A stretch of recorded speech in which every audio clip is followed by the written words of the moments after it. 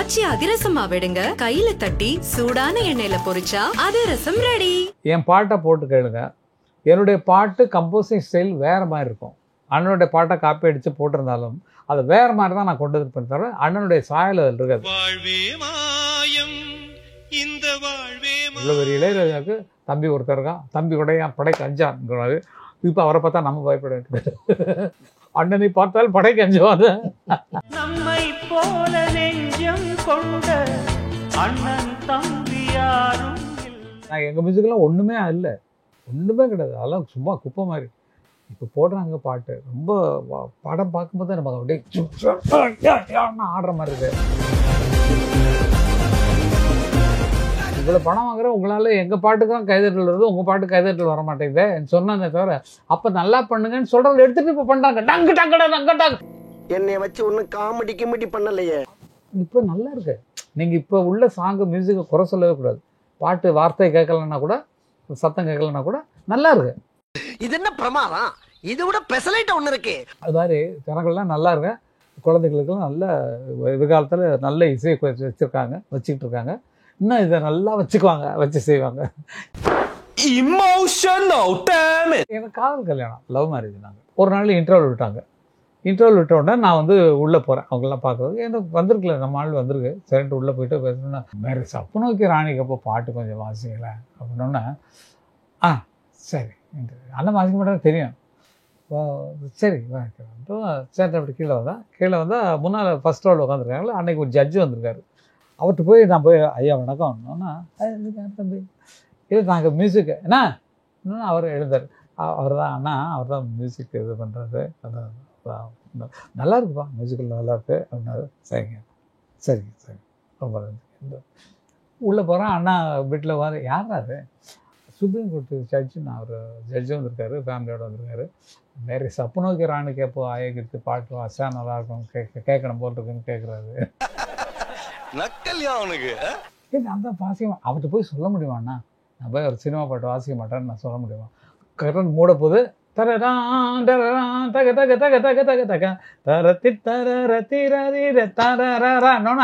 பின்னால் கட்டன் போட்டிருக்கோம். நைட்டு அந்த ஸ்க்ரீனை விளக்கிட்டு ஒரு நிலா அப்படி தெரியுது. ஸ்க்ரீனை விளக்கிட்டு அப்படின்னாங்க. என்னம்மா ஏமா இப்படி பண்ண அப்படின்னோடனே சொல்கிற சினிமா தான். இல்லைப்பா எனக்கு கல்யாணம் வேணாம்ப்பா. ஏம்மா வயசாகுதுப்பா, கல்யாணம் ஆனதான் நிகழ்ச்சி இருக்கலாம். இல்லை நான் கல்யாணம் பண்ணால் அமரை தான் பண்ணிக்குவேன். ஷாக்கு. சரிங்க சார்.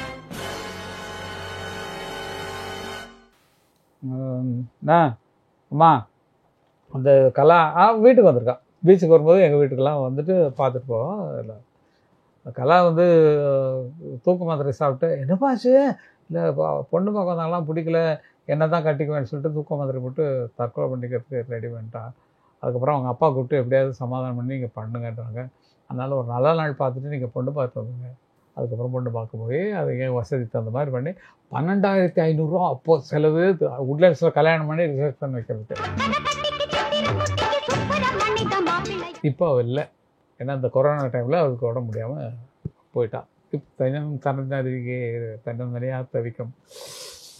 வானுயர்ந்த சோலையிலே நீ நடந்த பாதையெல்லாம். பல நேரங்களில் வந்து இப்போ சட்டம் பாட்டுலாம் கேட்கும்போது அவ்வளோ அருமையாக இருக்கும். சின்னத்தம்பி பெரிய தம்பி பாட்டு கேட்கும்போது வாழ்வே மாயம் பாட்டு. ஆனால் இது எல்லாமே வந்து நீங்கள் ராஜா சார்கிட்ட வந்து வாங்கிட்டு வந்த பாட்டு மாதிரி இருக்குன்னு சொல்லி உண்மையிலே உண்மை ஒன்று சொல்கிறேன். என் பாட்டை போட்டு கேளுங்க. என்னுடைய பாட்டு கம்போசிங் ஸ்டைல் வேறு மாதிரி இருக்கும். அண்ணனுடைய பாட்டை காப்பி அடித்து போட்டிருந்தாலும் அதை வேறு மாதிரி தான் நான் கொண்டு இருப்பேன் தவிர அண்ணனுடைய சாயல் அதில் இருக்காது. பிஜிஎம்மில் கண்டுபிடிச்சிடலாம். இளையராஜா பிஜிஎம் வேறு மாதிரி இருக்கும். நான் அதை ஃபாலோ பண்ண மாட்டேன். நான் எனக்கு என்ன வருதோ எம்எஸ்சி ஸ்டைலோ எந்த ஸ்டைல் வருதோ அதில் தான் என்னோடய பிஜிஎம்ஸ் இருக்கும். இது ஒன்று தான் வித்தியாசம். அவரை மாதிரி போட முடியாது. நான் அதை ட்ரை பண்ணுறதும் இல்லை. சரி நமக்கு என்ன வருதோ அதை பார்க்கலாம் அப்படின்னு சொல்லி தான் போட்டிருப்பேன்.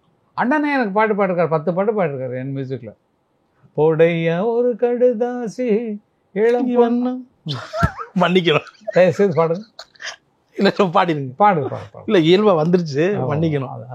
அது மாதிரி நடக்கும். இல்லை இல்லை அந்த பாட்டே வித்தியாசமாக இருக்குது. அதிகமாக நல்ல பாட்டு பாடுங்க, கேட்கலாம். தயவு செஞ்சு நீங்க இல்லை தயவுசெய்து நீங்கள் பாடுங்க, நல்லா இருக்கு. நான் உங்களை என்கரேஜ் பண்ணுறது தான்.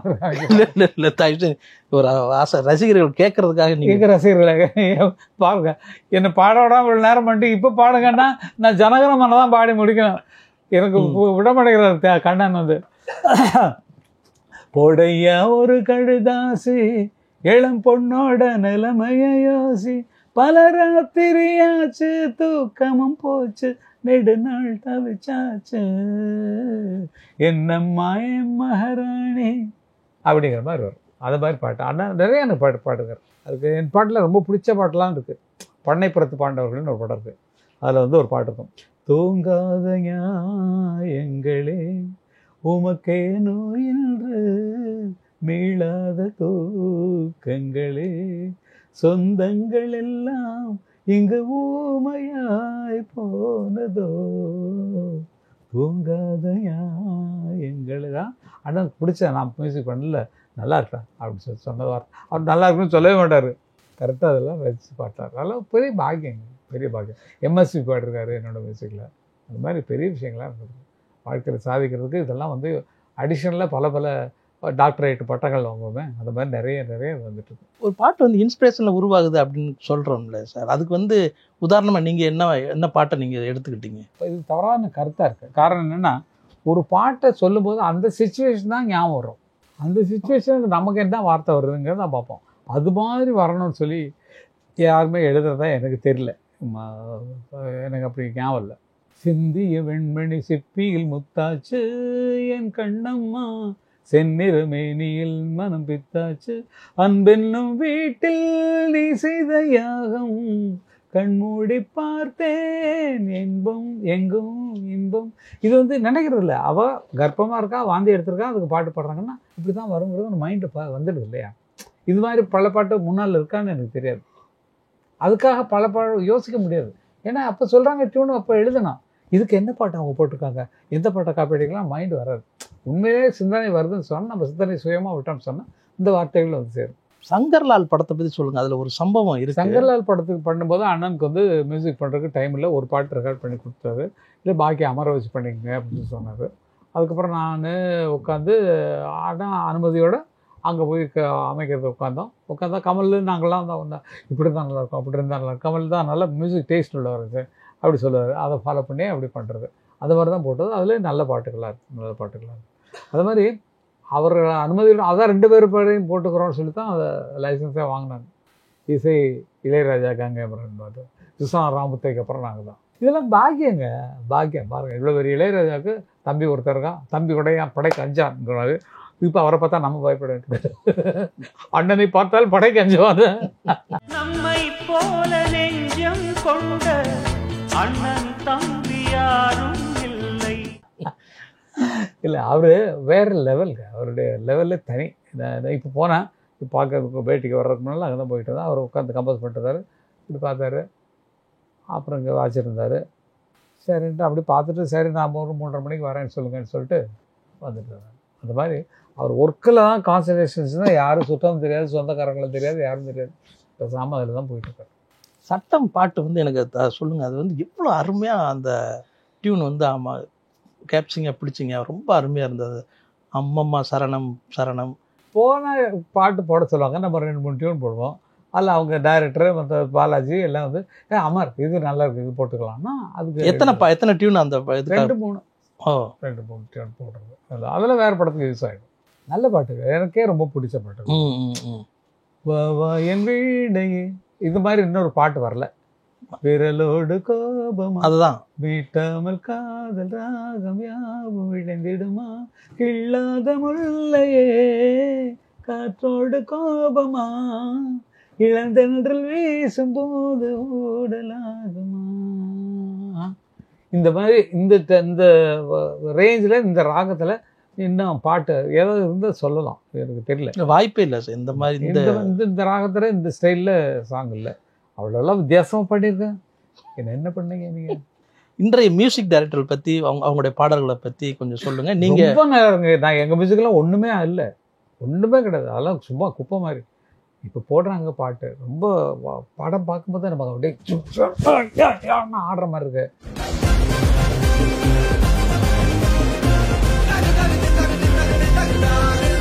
நம்ம ஊரை மறந்துடுறோம், உலகத்தை மறந்துடுறோம்.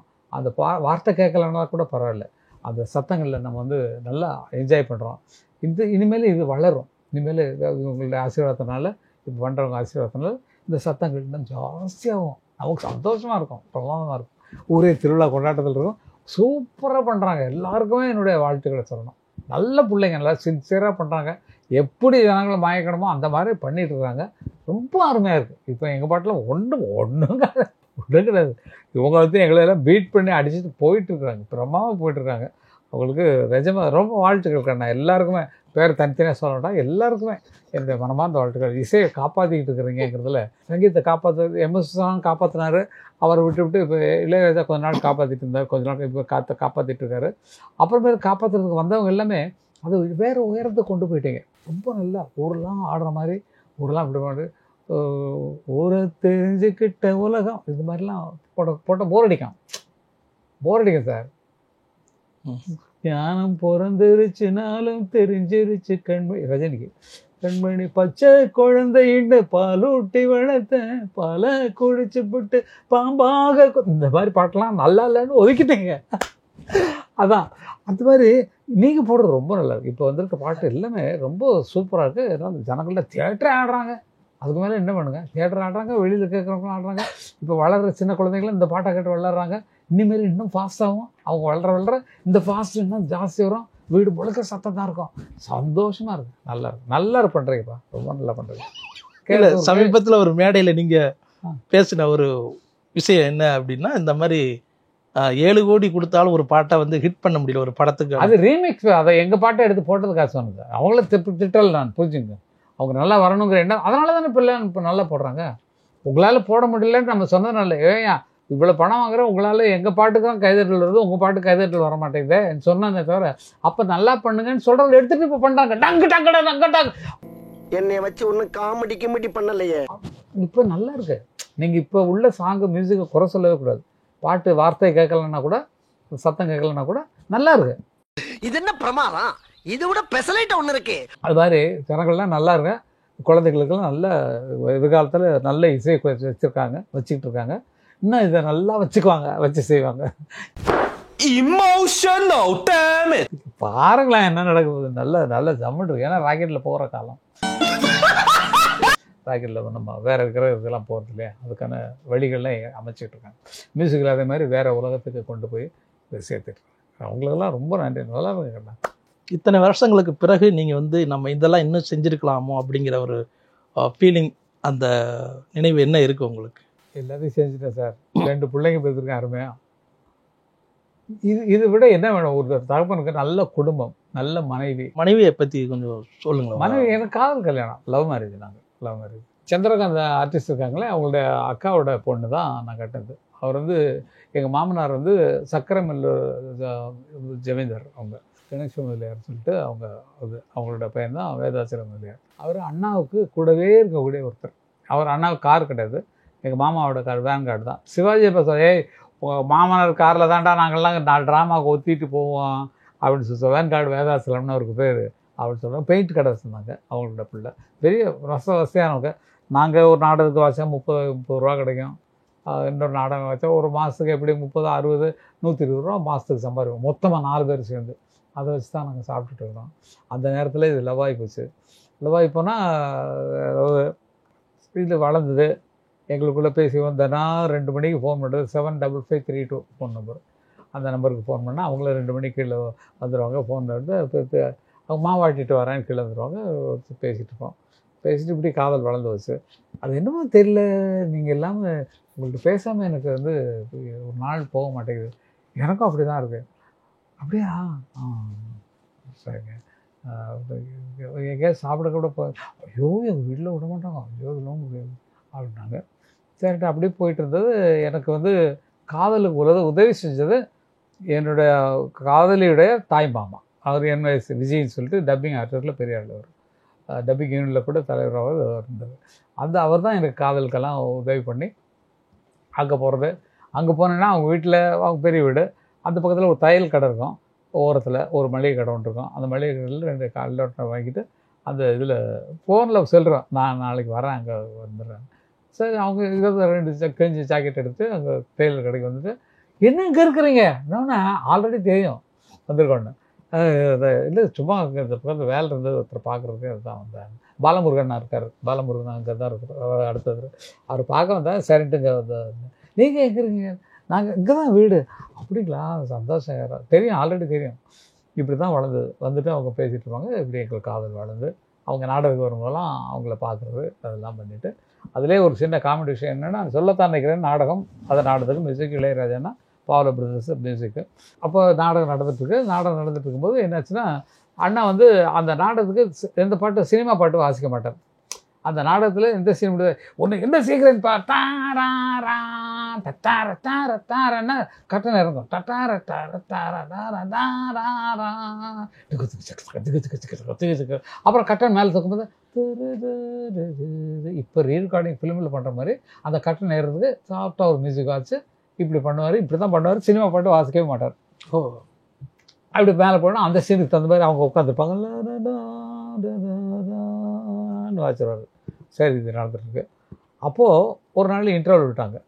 இன்டர்வல் விட்ட உடனே நான் வந்து உள்ளே போகிறேன் அவங்களெலாம் பார்க்குறது. எனக்கு வந்திருக்குல்ல நம்ம ஆள் வந்திருக்கு. சரின்ட்டு உள்ளே போயிட்டு பேசணுன்னா வேறு சப்பு நோக்கி ராணிக்கு அப்போ பாட்டு கொஞ்சம் வாசிக்கலை அப்படின்னோடனே சரி அண்ணன் வாசிக்க மாட்டேன்னு தெரியும். சரி சரி அப்படி கீழே வந்தால் முன்னால் ஃபஸ்ட் ரோல் உட்காந்துருக்காங்களே அன்றைக்கி ஒரு ஜட்ஜு வந்திருக்காரு. அவர்கிட்ட போய் நான் போய் ஐயா வணக்கம்னா தம்பி இல்லை நாங்கள் மியூசிக்கு என்ன அவர் எழுந்தார். அவர் தான் அண்ணா அவர் தான் மியூசிக் இது பண்ணுறது நல்லா இருக்குப்பா மியூசிக்கில் நல்லாயிருக்கு அப்படின்னாரு. சரிங்க ரொம்ப உள்ளே போகிறேன். அண்ணா வீட்டில் வர யாராரு சுப்ரீம் கோர்ட்டு ஜட்ஜுன்னு அவர் ஜட்ஜு வந்திருக்காரு, ஃபேமிலியோடு வந்திருக்காரு. வேறு சப்பு நோக்கி ராணி கேட்போ ஆயகிட்டு பாட்டு வாசா நல்லாயிருக்கும் கேட்கணும் போல் இருக்குன்னு கேட்குறாரு.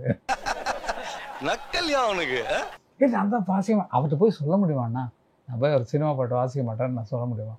ஏதோ விரும்பி கேட்குறாரு வாசிக்கிறதுனா வாசி அப்படின்னா சரின்ட்டு விட்டுட்டாரு. சரின்ட்டு அப்புறம் சீன் வரப்போது கரண்ட் மூட போது தக தக தக தக தக தக தரத்தி தரத்தினோன்னா பின்னால் கட்டன் போட்டிருக்கோம். நைட்டு அந்த ஸ்க்ரீனை விளக்கிட்டு ஒரு நிலா அப்படி தெரியுது. ஸ்க்ரீனை விளக்கிட்டு அப்படின்னாங்க. நமக்கு ஒரே குஷி அப்படியே தாங்க முடியல. இதுதான் காதலுக்கு தூது சொன்னாங்க அண்ணனோட ஹெல்ப் எனக்கு. அதுக்கப்புறம் வளர்ந்து போச்சு, காதல் நல்லா வளர்ந்து போச்சு. அது மாதிரி கிடைச்சவ எனக்கு. அவளுக்கு பொண்ணு பார்க்க வந்திருக்காங்க, திருநெல்வேலியிலேருந்து பொண்ணு பார்க்க வந்திருக்காங்க. இது வந்து ட்ரெஸ் பண்ணிக்கலாம் ஒன்றும் பண்ணிக்கலாம் பேசாமல் அப்படி பழைய ட்ரெஸ்ஸோட படுத்துட்டு இப்படி படுத்துட்டா பெட்ரூமில் படுத்துட்டா. அவங்க அம்மா வந்து சீக்கிரம் ஆடி இப்போ கட்டிட்டு படுத்துட்டு என்ன பண்ணால் சரின்ட்டு போய் தேடி பார்த்தாங்க. இல்லைம்மா எனக்கு உடம்பு இல்லை தலைவலிக்குதுமா அப்படின்னு படுத்தோடனே அவங்க என்ன பொண்ணு எங்கே இன்னைக்கு திடீர்னு நீங்கள் வந்துட்டீங்க அவனுக்கு உடம்பு சரியில்லை ஜுரம் அடிக்குது அது இல்லாமல் இருமல் வர்றதுக்கு ரொம்ப கஷ்டப்படுறான்னொன்னே அப்படியா நான் வந்து பார்க்குறேன்ட்டு அவங்க பொண்ணு மாமா அப்பா மாமியார் எழுந்து உள்ளே வந்துட்டு பார்த்துட்டு ஐயோ பொண்ணு அலங்காரம் பண்ணாமலே இவ்வளோ அழகாக இருக்கு இது பரிபூர்ண சந்தோஷமா நீங்கள் எப்போ தேதி கொடுத்தான்னு போயிட்டாங்க. போன உடனே இவ போயிட்டு அதுக்கப்புறம் வந்து நடிக்கிறா கிடையாது. நான் அவங்க அம்மா தான் வழக்கமாக திட்டுவாங்கள்ல அதெல்லாம் திட்டலாம் வாங்கிட்டு பேசாமல் படுத்துட்டு தான். அப்புறம் எழுந்து வெளியே போனவன் மெடிக்கல் ஷாப்பில் போயிட்டு தூக்க மாத்திரை வாங்கிட்டு வந்தோம். 4-5 தூக்க மாத்திரை வாங்கிட்டு வந்தேன். நைட்டு போட்டு ஆளுக்கு கழுத்தில் தொங்குது. எங்கள் மாமா எடுத்து அவங்க உயிர் மாமாவுக்கு பொண்டாட்டி மேலே ரொம்ப உயிர் வந்து பார்க்குறது கலன்னு அழுதுட்டு அவங்க தண்ணி தெளிக்கிறாங்க. அப்புறம் டாக்டர்கிட்ட தூக்கிட்டு போனாங்க. டாக்டர் வந்து பார்க்குறாரு எல்லாம் சரி பண்ணி மறுநாள் கொஞ்சம் ஓஞ்சோடனே என்னம்மா ஏம்மா இப்படி பண்ண அப்படின்னோடனே அது சொல்கிற சினிமா தான். இல்லைப்பா எனக்கு கல்யாணம் வேணாம்ப்பா. ஏம்மா வயசாக இருப்பா கல்யாணம் ஆனதான் தங்கச்சி இருக்கலாம். இல்லை நான் கல்யாணம் பண்ணால் அமரை தான் பண்ணிக்குவேன். ஷாக்கு சரிங்க சார். ஏம்மா அவங்க கஷ்டப்படுறாங்கம்மா நீ போய் அந்த வீட்டில் எல்லாம் போய் எப்படிமா இருக்க முடியும்? நீங்கள் காஃபியே சாப்பிட மாட்டேன் அவங்க காஃபி தான் சாப்பிடுவாங்க. இந்த சாப்பாடு நீ இப்படிலாம் சாப்பிட்ற அவங்க எப்படியோ நமக்கு தெரியாது அவங்களே சம்பாத்தியம் ரொம்ப சாதாரணமாக இருக்காங்கம்மா. இல்லை அதெல்லாம் முடியாதுப்பா நான் வந்து கட்டினா அவன் நானும் காஃபி குடிக்க பழகிட்டேன். இது மாதிரி சொல்கிறேன் காஃபி குடிக்க பழகிட்டேன் அவங்க வீட்டு வாடுறதுக்கு நான் ரெடியாக இருக்கேன். கட்டினா அது வேணும் இல்லைன்னா எனக்கு கல்யாணம் வேணாம்னு சொல்லிட்டேன். கல்யாணம் வேணாம்னு சொன்னோன்னே அவர் வந்து வேற ஒரு ஆள் மூலமாக சொல்லிவிட்டு அவரை கொஞ்சம் பீச்சுக்கு வர சொல்லுங்கள் நான் பீச்சுக்கு வரேன்ட்டு பீச்சுக்கு வர்றாரு. பீச்சில் போய் உட்காரோம் 2 பேரும். இல்லைங்க நீங்கள் கேள்விப்பட்டிருப்பீங்க, கலா வந்து தூக்க மாத்திரை சாப்பிட்டு இது பண்ண. ஆமாம் கேள்விப்பட்டேங்க. இல்லை அவங்க வந்து உங்களை தான் கட்டிக்கணுன்றா, நீங்கள் தான் பார்த்து எப்படியாவது அப்படின்றாரு. நமக்காக குத்துது மனசில். எப்படி இருக்கும்னு நினச்சி பாருங்க. ஒரு மாமனார் வந்து நீங்கள் எப்படியாவது நீங்கள் கட்டிக்கிங்க குடல் தளர்ந்து சொல்லும்போது எப்படி இருக்கும். அப்புறம் வீட்டுக்கு வரேன். வீட்டுக்கு வந்தால் பாஸ்கர்னா ராதானா சாப்பிட்டுட்டு இருக்காங்க. எங்கள் அம்மா சாப்பாடு போட்டுட்ருக்காங்க. நான் தோணை பிடிச்சி நின்று அம்மா அந்த கலா வீட்டுக்கு வந்திருக்கா. பீச்சுக்கு வரும்போது எங்கள் வீட்டுக்கெல்லாம் வந்துட்டு பார்த்துட்டு போவோம். இல்லை கலா வந்து தூக்க மாத்திரை சாப்பிட்டு என்னப்பாச்சு, இல்லை பொண்ணு பார்க்க வந்தாங்களாம் பிடிக்கல, என்ன தான் கட்டிக்குவேன்னு சொல்லிட்டு தூக்க மாத்திரை போட்டு தற்கொலை பண்ணிக்கிறதுக்கு ரெடி பண்ணிட்டான். அதுக்கப்புறம் அவங்க அப்பா கூப்பிட்டு எப்படியாவது சமாதானம் பண்ணி நீங்கள் பண்ணுங்கன்றாங்க. அதனால் ஒரு நல்ல நாள் பார்த்துட்டு நீங்கள் பொண்ணு பார்த்து வந்துங்க. அதுக்கப்புறம் பொண்ணு பார்க்க போய் அது என் வசதி தகுந்த மாதிரி பண்ணி 12,500 அப்போது செலவு. உட்லண்ட்ஸில் கல்யாணம் பண்ணி ரிசப்ஷன் வைக்கிறதுக்கு அதெல்லாம் செலவு பண்ணி 12,500 பால் இருக்கான். அருண் பிரசாத் மூவிஸில் கடன் வாங்கினார் அண்ணன், வாங்கி இதெல்லாம் சேர்த்து கல்யாணம் பண்ணோம். 5 பவுன் போட்டோம். அதுக்கப்புறம் அவளுக்கு எப்படியோ 100 பவுன் நகைலாம் சேர்ந்து போச்சு. அவள் வந்த நேரம் 1974. 75 எங்களுக்கு புக்கான படம் வந்து வெங்கட் பிரபு பிறந்தான். வெங்கட் பிரபு பிறந்தபோது அன்னக்கிளி கம்போசிங் போயிட்டுருக்கோம். 76 பவத்தா பிறந்தா படம் ரிலீஸ். அப்படி ஏற்றம் வந்தது. எனக்கு கல்யாணம் ஆனதுக்கப்புறம் மேலே மேலே போனோம். இதுதான் எனது காதல் கதை. இப்போ அவள் இல்லை, ஏன்னா இந்த கொரோனா டைமில் அவளுக்கு உட முடியாமல் போயிட்டான். தன்னறியாக தவிக்கும். வானுயர்ந்த சோலையிலே நீ நடந்த பாதையெல்லாம், வானுயர்ந்த சோலையிலே நீ நடந்த அவங்களுக்கு பிடிச்ச பாட்டு உங்களுடைய பாட்டு எது சொல்லுங்க. அவளுக்கு பிடிச்ச பாட்டு எங்கள் பாட்டில் இல்லை, எல்லா பாட்டும் பிடிக்கும். எல்லா பாட்டும் போட்டு காட்டுறோம் வீட்டில். அது பிடிக்கும், எல்லா பாட்டும் பிடிக்கும். இந்த பாட்டெலாம் நல்லா நிறையாவே பிடிக்கும், நல்லா பிடிக்கும். அவள் வந்து எங்கள்கிட்ட ஃபஸ்ட்டு அவங்கள வீட்டுக்கு போகிறான். அந்த சந்திரகாந்தா வந்து எங்கள் அக்கா வீட்டுக்கு போயிட்டலாம் என்னை கூப்பிட்டாங்க. எங்களுக்கு லவ் இருக்குது தெரியாது. நானும் குஷியாக போகிறேன். போயிட்டு அவங்க அப்பா வந்து சொல்கிற, ஏய் கலா அவருக்கு மியூசிக்கில் தான் இருக்காங்க, அப்போ ஒரு பாட்டு பாடி காட்டு அப்படின்னோடனே அவள் பாடின ஃபஸ்ட்டு சாங்கு அவங்க வீட்டுக்கு போன போது நான் கைவிட மாட்டான் கனக சபேசன், காத்திருப்பான் கண்ணால் பார்த்திருப்பான் நெஞ்சே, கைவிட மாட்டான் கனக சபேசன். எப்படி அறிகுறி பாருங்க லவ்வுக்கு. ஃபஸ்ட்டு போனோடனே கைவிட மாட்டான் இந்த கனக சபேசன்னு சொல்லி பாடுறான். அந்த அர்த்தத்தில் பாடல, அந்த பாட்டை ப்ராக்டிஸ் பண்ணிருக்கேன். கரெக்டாக அந்த பாட்டு வந்து சேருது. நல்ல அறிகுறி. அதுதாங்க செழிப்பாக இருக்கும். அது கடவுளுடைய ஆசீர்வாதம் வேறு ஒன்றுமே கிடையாது. எங்கள் அம்மாவுடைய பரிபூர்ணமான அன்பு. அவங்க பொண்ணு பார்க்க வராங்க. பார்த்து என்னப்பா இவ்வளோ வீட்டில் பொண்ணு பார்த்துருக்கேப்பா, ஏப்பா வீடு இல்லைம்மா அந்த பொண்ணை பாருங்கம்மா, அவங்க என் மேலே ஆசை வச்சுருக்காங்க. போய் பார்த்தோம். எல்லாம் பாஸ்கர்னா ராஜன்னா எல்லாமே போயிட்டு பொண்ணை பார்த்தா ஃபிக்ஸ் பண்ணோம். கல்யாணம் ஃபுட் டான்ஸில். அப்போ கலைஞருடைய ஆட்சி. கலைஞர் எல்லாம் எத்தனை மினிஸ்டர்ஸ் இருக்காங்க அத்தனை மினிஸ்டர்ஸும் வந்தாங்க. ராஜாராம, பாவு சண்முகம் எல்லாருமே, நெடுஞ்செழியன், இவர் நம்ம மதியழகன் அவங்கெல்லாம் வந்தாங்க. அந்த ஃபோட்டோலாம் இருக்குது. அவங்கெல்லாம் வந்தாங்க. டிஎம் சௌந்தரராஜன், பாலசுப்ரமணியம் ரிசப்ஷனில் வரவேற்புக்கெல்லாம் பாலசுப்ரமணியம், மலேசியாவாசெல்லாம் அவங்க நிற்கிறாங்க. அப்படி கிராண்டாக இருந்தது. கச்சேரியில் வந்து பாலசுப்ரமணியம் ஜானகி கச்சேரி அவங்க பாடுறாங்க. எவ்வளோ கிராண்டாக நடந்தது. சந்தோஷமாக இருக்கும். அந்த சந்தோஷமே வெளிப்பாடுகள் தான் புள்ள பிறந்து மேலே ஜம்முன்னு இருக்கிறது காரணம். எல்லாம் இறைவன் செயல். இவ்வளோ விஷயங்களையும் பேசுறதுக்கு என்னை கூப்பிட்டீங்களே, இந்த கொட்டுறதுனா கொட்டிக்கிட்டே இருக்கலாம் அந்த மாதிரி பல விஷயங்கள். ஆனால் ஒரு சென்டிமெண்ட்லாம் எல்லாம் முடிச்சிங்க. ரொம்ப அருமையான ஒரு பேட்டியாக இதை நான் கருதுகிறேன். ரொம்ப அற்புதமான அழைப்பாக இருந்தது. இந்த 4 எபிசோடும் நான் வந்து உங்களுக்கு இவ்வளோ சிறப்பாக செய்து கொடுத்ததுக்கு இதில் என்னை சும்மா விட மாட்டேங்கிறீங்க இது எனக்கு. ஆகவே உங்களை மேலான அன்புக்கு, ரசிகர்களின் அருமையான ரசிப்புக்கு என்னுடைய மனமார்ந்த நன்றிகளை கூறி என்னை பேட்டி கேட்ட தேனி கண்ணன் அவர்களுக்கு நன்றி. அவர் தான் தேனி கண்ணன் அவர் தான். தேனி கண்ணன் அவர்களுக்கு நன்றி வணக்கம் தெரிவித்துக்கொண்டு மீண்டும் அடுத்த நிகழ்ச்சியில் அவர் உங்களை சந்திப்பார். நன்றி, வணக்கம், தேங்க்யூ.